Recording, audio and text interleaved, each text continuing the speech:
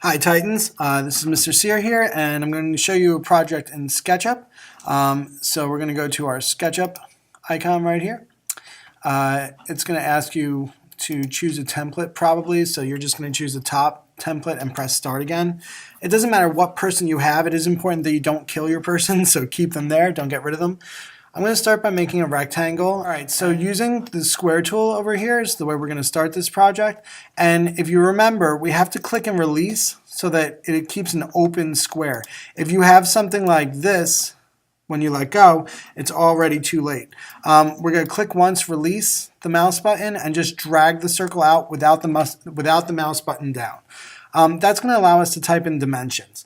I'm only going to make a 6-inch, that's the depth, by 15-foot block, and I'm going to show you why. So 6 quotes, that means 6 inches, comma means by, and 15 apostrophe means feet in SketchUp. So if you look at the bottom corner of the screen, you'll see those numbers. Check it before you press return. Make sure that you have a second dimension, and your second dimension tells you whether it's feet or inches, and then press return. And this is what you'll have. All right, so I have a slab that I'm going to pull up another 15 feet. So I'm now using the push-pull. I pushed it up a little bit, and now I'm going to type in 15 apostrophe. It automatically goes to the bottom corner. You don't have to worry about where you put the cursor, by the way. It just automatically happens. Press return, and we're going to check our work now. All right, so basically this is hopefully a 15-foot high, 15-foot long, and 6 inches wide, and you can see that all those dimensions are accurate. So now we have like basically a big giant 6-inch thick wall right here.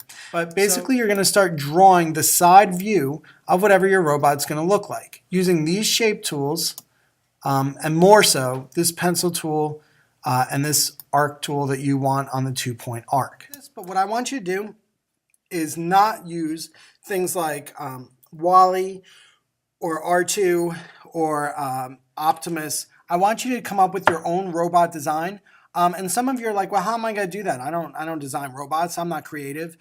So in that case, what I would like you to do is you can go to Google Chrome, and from there you could type in robots, and you could look at images of robots. But what the difference is you can look at your robots and say, oh, I really think that, this. Let me see if I can find, I like that this guy has like a wrench for a hand. Maybe I'll use that idea. Or I like that this guy has a very square head. Maybe I'll use that idea.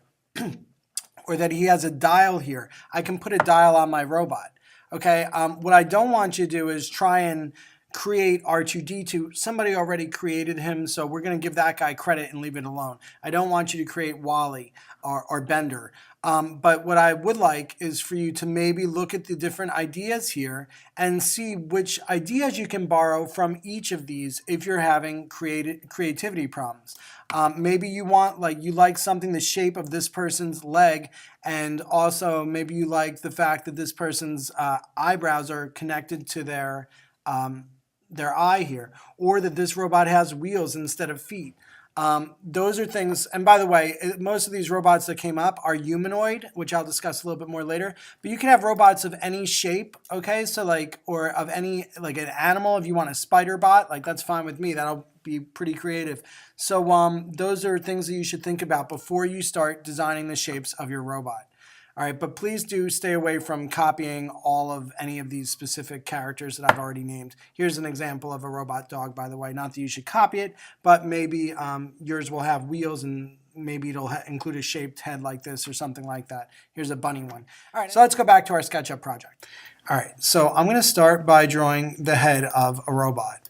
And by the way, there's no right way that a robot has to be, so this should be the time that you're creative. So this is going to be the head piece of my robot, and you can see that I use both the arc and the pencil to create a shape. Now you can see that it clicked automatically when I finished, and that's telling me that I could push and pull it. I'm not going to do that right now, and you shouldn't either. But I did close my shape. It's important that my shape is closed. I'm also going to draw an eye for my robot just so you have an idea of what this face is going to look like. And it looks like an evil robot for the record, but whatever. That's up to the artist, which in this case is me. So this is going to be his eye shape, or his eye socket, I should say. So that's pretty much two closed shapes that I've made. And this is the side view. So like his teeth, I guess, would be here. And he's kind of like, I guess, like a bird-like character. So I'm going to continue drawing other parts. This is going to be pretty much my shoulder part that I'm working on now. In mid-pencil, I can press Escape to get rid of it so that I can go to a different area or change tools, press Escape again there, so that I can do the separate parts. All right, now what's happening now, I'm just going to click this to show you what just happened. I didn't close my shape in a way that is on the right dimension. I'm basically off the face of the surface, which makes it not coplanar. Now, I may have explained this to you before, but this can happen here in this project too. So you want to be careful when you're clicking to make sure that it says on the face before you actually click. That's the way to make sure that everything is done right. Pressing Escape to get out of that tool, going over here, and this time, hopefully, I'll be able to get it on my face. Okay, I don't need it to be that big. It's not saying I'm face now, so I'm going to click it, and I'm going to turn to make sure that I'm coplanar, which I'm not. So obviously this time SketchUp is having trouble realizing that I'm trying to make the arch on the face, and now I finally was able to do it. All right. Now, the hard part about this is imagining, pressing Escape here, is imagining what your robot is going to look like parts at a time. So it's important that you do that in side view, and you'll see why shortly. These are the parts that I'm going to use to get started on my robot. The next thing I'm going to draw is an arm. So I just keep my finger on the Escape button, and I use it when I need it. And I'm going to go down to my polygon tool because I want to create like almost like a nut or bolt here. I'm zooming in so I can make a smaller circle, and it tells me when it's in the center. All right, so this is going to be the arm of my robot. This is going to be the shoulder where the arm connects. This is going to be the waist. So now I could use a chest. And it doesn't matter where. I know that like you might think it matters where you're placing things. It actually doesn't matter for this part of the project. This is my chest. I decided that that chest is a little bit big. So what I'm going to do is I'm going to use my selection tool and the shift button at the same time to select all the lines to create that chest piece. And it doesn't really matter if you include the inside or not. And now I'm going to use Tools, Scale, to make it a little bit smaller. That's probably about right. When I'm done scaling, I just want to use my selection tool and select somewhere on, like, off in space on the ground. Now I'm going to orbit, see if everything is coplanar, everything is looking good. So I just want to keep making my parts. Okay, I just wanted to come back for a minute to show you that I've drawn basically a leg here and also like a boot, which is going to be the foot.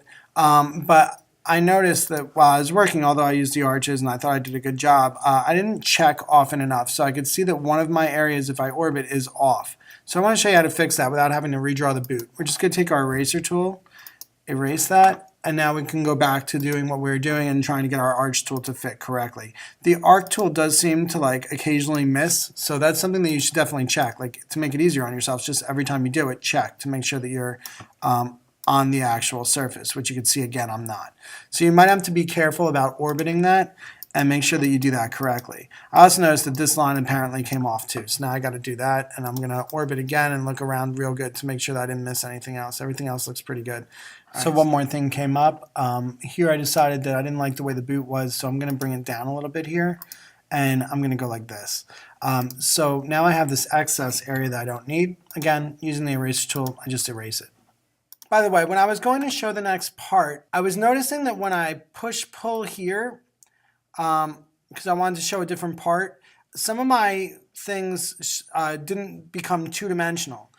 So what I'm going to do, or three-dimensional rather. So what I need to do is figure out the problem, and when I zoom in, I saw the problem right away. So all your shapes need to be closed, so make sure that you're closing them. I'm going to do maybe like this, and then press Escape, and then I'm going to go over here and erase that so that that is now a sealed shape. And you want to do that, obviously I'm going to do it for my boot too, because there must be somewhere I'm going to have to search through it. There must be somewhere that it disconnects. So now you know.